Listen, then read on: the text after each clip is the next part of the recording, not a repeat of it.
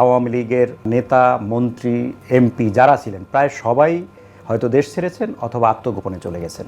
তা আপনার এই প্রকাশ্যে থাকার রহস্য কি? আপনি কেন আত্মগোপনে গেলেন না? স্বৈরতন্ত্রের সহযোগী দোসর যদি কিছু একটা করা দরকার করুক না, অসুবিধা কি? পুলিশকে ব্যবহার করার কারণে এই পরিস্থিতি, রাজনৈতিক উদ্দেশ্যে ব্যবহারের কারণে এই পরিস্থিতি হয়েছে। এই দায়টা কার, নাকি সবারই দায় আছে? কার কতটুকু দায়? আওয়ামী লীগ এত বড় একটা দল, এত পুরানো দল, তারপরে এখন আপনি হাতে গোনা মানুষজনের কাছে ভালো অবস্থান আছে এরকম 5টা মানুষ দেখতে পারবেন আওয়ামী লীগে। একবারই একটা রটেন পচা একটা অর্গানাইজেশন। আমাদের ওই সালমান এফ রহমান রায় সংসদে ঢুকলে আমি খেয়াল করতাম যে লোকটা কী করে। কোনোদিন সংসদে বসিয়া একটু সংসদের কার্যপ্রণালী দেখা কোনোদিন দেখি নাই। পরিচয় আছে। প্রথমে তিনি পুলিশ প্রধান হিসাবে দায়িত্ব পালন করেছেন, পরবর্তীতে রাষ্ট্রদূত ছিলেন, সচিব ছিলেন এবং সর্বশেষ আওয়ামী লীগ থেকে নির্বাচিত সংসদ সদস্য ছিলেন এক দফা। তো আমাদের সঙ্গে আছেন জনাব নূর মোহাম্মদ। নূর মোহাম্মদ সাহেব, আপনাকে স্বাগত জানাচ্ছি। ধন্যবাদ আপনাকে। আচ্ছা, আপনাকে যে প্রশ্নটা একটু করতে চাই সেটা হচ্ছে যে 5ই আগস্ট শেখ হাসিনা দেশ ছাড়ার পরে আমরা দেখছি যে আওয়ামী লীগের যারা নেতা, মন্ত্রী, এমপি যারা ছিলেন প্রায় সবাই হয়তো দেশ ছেড়েছেন অথবা আত্মগোপনে চলে গেছেন। কিন্তু আওয়ামী লীগের সাথে সংশ্লিষ্ট যারা জাতীয়ভাবে পরিচিত তার মধ্যে আপনি বোধহয়, আপনি সহ 2-1 জন প্রকাশ্যে আছে। তা আপনার এই প্রকাশ্যে থাকার রহস্য কি? আপনি কেন আত্মগোপনে গেলেন না? না, একটা বিষয় যেটা আপনার প্রশ্নের জন্য আপনাকে ধন্যবাদ। যে এই প্রশ্নটা যে আমরা প্রায় যেটার সম্মুখীন হই, যে এই আওয়ামী লীগের এই 5 তারিখে আওয়ামী লীগের সভাপতি এবং প্রাক্তন প্রধানমন্ত্রী দেশ ছাড়ার পরে যে আমরা যারা আওয়ামী লীগের সাথে সম্পৃক্ত ছিলাম, যে আমরা কি দুষ্কর্মের দোসর, স্বৈরতন্ত্রের দোসর কিনা, এবং এই অবস্থান থেকে আমাদের সাথে এই দেশের জনগণের সম্পর্কটা কী হওয়া উচিত, যে প্রশ্নটা কিন্তু আমরা প্রায় সম্মুখীন হই। তবে আমি আমার অবস্থান থেকে, আমার ভাবনার জায়গা থেকে আমি যেটা বলি আর কি, যে আওয়ামী লীগের রাজনীতিতে এসেছিলাম, যে রিটায়ারমেন্টের পরে সবাই চিন্তা করে যদি সুযোগ থাকে বাকি সময়টা কোনো কাজকর্মে নিজেকে নিয়োজিত রাখা যায় কি না। তো আমাদের দেশে যেটা হয়, একটা সিস্টেমের মধ্যে, একটা কাঠামোর মধ্যে থাকলে আপনি কিছু করতে পারবেন ইচ্ছা করলে, এবং এটি আপনি ভালোটাও করতে পারবেন, মন্দটাও করতে পারবেন। তা আমাদের আমরা চাকরির রিটায়ারমেন্টে পরে যেটা দেখলাম, যে এই দেশে আপনি যদি কোনো সিস্টেম কাঠামোর মধ্যে না থাকেন তাইলে কোনো কাজই করতে পারবেন, ইচ্ছা থাকলেও তেমনভাবে কোনো কাজ করতে পারবেন না। এই জন্য মনে করেছিলাম যে ঠিক আছে, এক জায়গায় থাকি, কিছু এলাকার কাজকর্ম করতে পারলাম। তে আপনার প্রশ্নের উত্তরটা এটাই হতে পারে, জ্ঞানও তো চাকরি করলাম প্রায় 31 বছর, তারপরে এইদিকে 5 বছর মানে এলাকার এমপি ছিলাম, এমপি হিসেবে কাজ করেছি। চিন্তা এবং চেতনার মধ্যেই ছিল যে মানুষের জন্য কিছু করতে পারার এই চেষ্টাটা করে গেছি সবসময় আর কি। তো এই 5 বছর রাজনীতি, 5 বছরটা আমার ভালো যায় নাই কথাটা আমি সব জায়গায় বলি। আমাদের প্রাক্তন রাষ্ট্রপতি উনি কন্টিনিউয়াস আমাকে তাড়িয়ে বেড়াইছে যে এখানে, আব্দুল হামিদ সাহেব, যে এখানে যেন আমি কোনোভাবেই আমি কাজকর্ম করতে না পারি। তো নানাভাবে লোকজন লাগানো, তারপরে দলীয়ভাবে কোনো কাজকর্ম যাতে আমি করতে না পারি, সব দিক দিয়ে। তারপরে আমি আমার একটা নিজের অবস্থান, এলাকা মানুষ জনের সাথে একটা সম্পৃক্ততা ছিল, মোটামুটি টিকে গেছি আর কি। তো মনে হচ্ছিল যে ওই জায়গাটা আমার জন্য না আর কি, এখানে আমার জন্য সারভাইভ করা খুব ডিফিকাল্ট। তো যেটা ডিফিকাল্ট মনে করলাম, আমি শেষ পর্যন্ত দেখলাম এটা আসলেই মানে আমি পারি নাই, তাদের সাথে কমফোর্টেবল ছিলাম না। শেষ পর্যন্ত লাস্ট নির্বাচনে নমিনেশন দেই নাই, আর আমি নির্বাচন করিও নাই আর কি। তো তারপর এখন আছি সবার সাথে আর কি। না, কিন্তু তার আগেও যারা সাবেক এমপি ছিল তাদেরও অনেকেই তো আত্মগোপনে বা দেশ ছাড়া। তা আপনাকে ছাড়তে হলো না, মানে এই কনফিডেন্সটা আপনি করতে? আমার মনে হয়েছে যে আমি থাকি এইভাবে, দেখা যাক যদি আমি আসলেই, যদি কেউ মনে করে যে দুষ্কর্মের কিংবা স্বৈরতন্ত্রের সহযোগী দোসর যদি কিছু একটা করা দরকার করুক না, অসুবিধা কি। এটাই মানে আমি খুব স্পোর্টিংলি নেই আর কি বিষয়টা। জি, আচ্ছা, শুধু মানে রাজনৈতিক নেতারা না, আপনি যেহেতু পুলিশ প্রধান ছিলেন সে কারণে প্রশ্নটা প্রাসঙ্গিক। যে আমরা দেখলাম যে অনেক শীর্ষ পর্যায়ের পুলিশ কর্মকর্তা, ইভেন থানার ওসি পর্যন্ত আত্মগোপনে চলে গেছেন বা দেশ ছেড়েছেন। তো পুলিশের মধ্যে এরকম একটা পরিস্থিতি কেন তৈরি হলো? আপনার অভিজ্ঞতা কি বলে? না, অভিজ্ঞতা এটা তো বিষয়টা মানে খুব ক্লিয়ার আর কি। যেমন ধরেন, পুলিশ হলো আমরা যেটা বলি শান্তি শৃঙ্খলা রক্ষা করা, অপরাধ দমন নিয়ন্ত্রণ, এটি তো বলে তো পুলিশের কাজ। মানে দেশের ইন্টারনাল সিকিউরিটি, নিরাপত্তা দেওয়া মানুষজনকে। তো এইবারই প্রথম হলো, যেটা আগে কোনোদিন আমরা শুনেও নি পুলিশ সৃষ্টির পর থেকে, যে পুলিশ পালাইছে এবং পুলিশ নিরাপত্তাহীন, পুলিশকে অন্য মানুষজন, ছাত্র জনতা, দেশের মানুষজন নিরাপত্তা দিচ্ছে। এই তারপরে সামরিক বাহিনীর লোকজন নিরাপত্তা দিচ্ছে। তো এটা কিন্তু আগে কোনো দিন হয় নাই। তো এটা কারণটা একটাই, আপনি যদি খুব সরলীকরণ করি, যে বিগত সময়ে যখন পলিটিক্যাল পার্টি যারাই রাষ্ট্র ক্ষমতায় আসছে, দেশ চালাইছে, একটাই যে পুলিশকে নানাভাবে ব্যবহার করা হয়েছে। তো এইবারের বিষয়টি ছিল লাগাতার 16 বছর পুলিশকে ব্যবহার করা হয়েছে। এই ব্যবহার করা, তখন যেটা হয়, দীর্ঘ সময় ব্যবহার করার ফলে কিছু কোটারি, কিছু মানে স্বার্থ সংশ্লিষ্ট মানুষের আবির্ভাব ঘটে এবং ওরা যতটুক সরকার কিংবা রাষ্ট্রের জন্য কাজ করা দরকার এইটা না করে নিজের জন্য আরও বেশি কাজ করে পুরো প্রতিষ্ঠানটাকে নষ্ট করে। এবং এইবার আপনি দেখেন যে আমরা বলি যে 1861 সনে পুলিশ বাহিনীর সৃষ্টি, অর্গানাইজড পুলিশ বাহিনীর সৃষ্টি। এই যে পুলিশ বাহিনীর সৃষ্টির পর থেকে তারপরে আমাদের স্বাধীনতা সংগ্রামে তখনও কিন্তু থানা ফাঁড়ি বন্ধ হয় নাই। তা আমরা সবসময় বলতাম যে পুলিশে কোনো থানা, পুলিশে কোনো আপনার ইউনিট বন্ধ হয় না, খোলা থাকে। তো এই প্রথম দেখলাম আমরা স্বাধীনতা যুদ্ধেও থানা ফাঁড়ি বন্ধ হয় নাই, এইবারই থানা ফাঁড়ি বন্ধ হলো। এই যে মানুষের আক্রোশটা কেন, এখানে পুলিশের প্রত্যেকটা মানুষ, প্রত্যেকটা কর্মী যখন জয়েন করে পুলিশে, একটা কিন্তু মাথার মধ্যে চিন্তা যে আমি একটা খারাপ জায়গায় যাচ্ছি। পুলিশ সম্পর্কে এই দেশের মানুষের পারসেপশনটা ভালো না, যে পুলিশে যে জয়েন করে একটা স্টিগমা, এই দাগটা শরীরে নিয়েই কিন্তু জয়েন করে। যে একটা মানুষ বলে না যে আমরা যখন চাকরিতে জয়েন করলাম কিংবা অনেকটা দেখলাম একটা ভালো মানুষ হলে বলে জানে ভাই তুমি পুলিশে যাচ্ছ কেন, মানে এটা একটা খারাপ জায়গা এবং খারাপ মানুষই এখানে যাওয়া লাগবে, খারাপ ওই চাকরিটা করা লাগবে। তো এর থেকে তো বের হওয়া দরকার।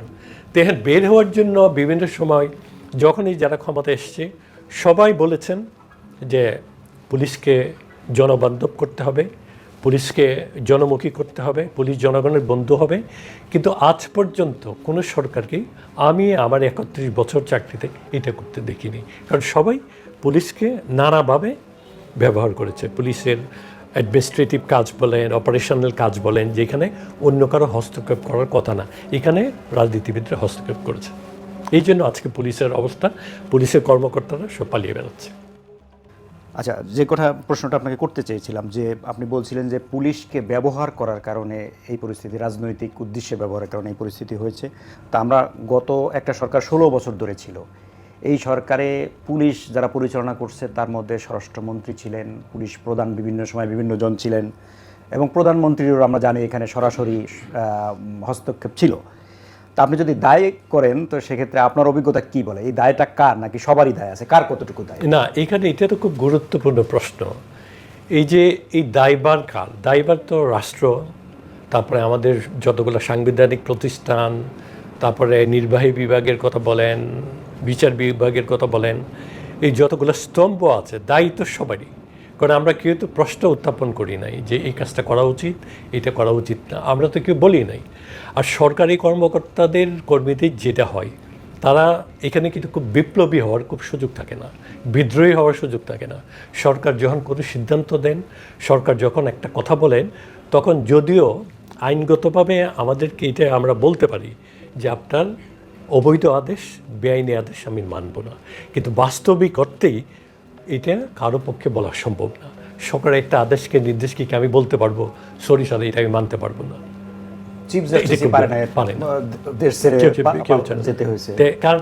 কেন হয় কি, যে আমি যদি কথাটা বলি তাহলে আমি নানাভাবে আমি ভিক্টিমাইজ হব। আমি হয়তো এখান থেকে আমাকে বদলি করে দেবে একটা অপমানজনক জায়গায়, আমার বদলিটা ভালো জায়গায় হলো না, তারপরে আমার প্রমোশনটা আটকে যাবে, তো নানাভাবে হ্যারাসমেন্টের শিকার হবে। এই জন্য সবাই চিন্তা করে একটু মানে খামাখা হেসেলে গেলাম না, আমি নর্মালি আমার চাকরিটা করে বরং সুবিধা নেই। আরেকটা না, এখানে আরেকটা বড় কারণ হলো সরকারি চাকরিতে কারা আসে আপনি দেখেন, মানে সব গ্রামের ছেলে, নিম্নবিত্ত মধ্যবিত্ত পরিবারের ছেলে, তো এই একটা ভালো জীবনে প্রথম একটা ভালো জায়গায় আসলো, এখানে আমি একটা কমফোর্টেবল একটা জায়গায় থাকি, একটা আমার বাসা বাড়ি পাচ্ছি, আমি একটা গাড়ি পাচ্ছি, আমার একটা ক্ষমতা আছে, তো খামাকা আমি নিজেকে আরেকটা মানে অসুবিধার মধ্যে নিজেকে ফেলে লাভটা কি? এই জন্য কেউ এই বিদ্রোহী আচরণ করার চিন্তাভাবনা করে না আর কি। তো এখন আপনি দায়ভারটা নিলে সবাইকে দায় নিতে হবে। আমি যেটা বললাম যে আমি যে 18 নির্বাচনে আমি অংশগ্রহণ করলাম, এই দায়ভার তো দায়িত্ব আমাকেও নিতে হবে, অবশ্যই তার মানে সবাইকেই দায়ভার নিতে হবে। আচ্ছা, আমরা একজন স্বরাষ্ট্রমন্ত্রী দীর্ঘদিন দেখলাম, আমরা 10-12 বছর উনি একটানা দায়িত্ব পালন করেছেন। উনি ভালো স্বরাষ্ট্রমন্ত্রী বলে সরকারের পক্ষ থেকে বিভিন্ন সময় বলা হচ্ছে। আপনার মূল্যায়ন কি? আপনি যেহেতু পুলিশে ছিলেন।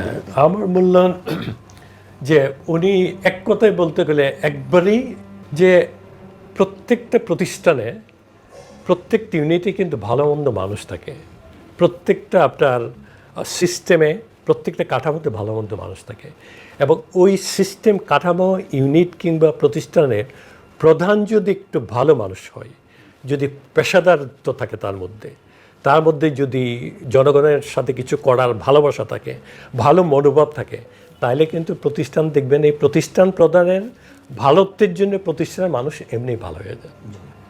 আর এইখানে যে প্রতিষ্ঠানের উনি বাংলাদেশ পুলিশে, আমি তো পুলিশে ধরেন প্রায় সব মিলায়, পুলিশে বিদেশে দেশে মিলায় আমি 31 বছর চাকরি করলাম।